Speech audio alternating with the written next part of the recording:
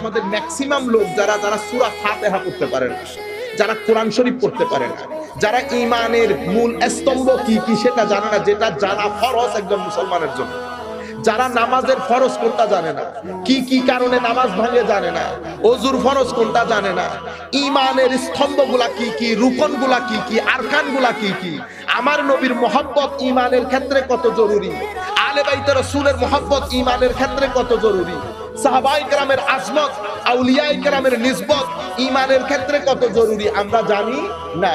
কি কি কোন কোন জায়গায় আমাদের ঈমানকে নষ্ট করার জন্য বর্তমান বাংলাদেশে ষড়যন্ত্র শুরু হয়েছে সেটাও আমরা জানি না। তো ঈমানের একটা বিশাল অংশ যেগুলা জানা আমার উপর ফরজ, আমি জানি না।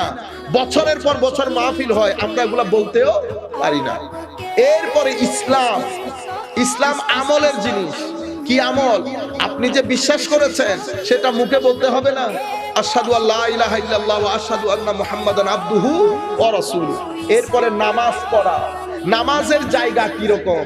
তো ইসলামের মধ্যে স্তম্ভ 5টা: নামাজ, শাহাদা, নামাজ, রোজা, হজ, যাকাত, এটা 5টা।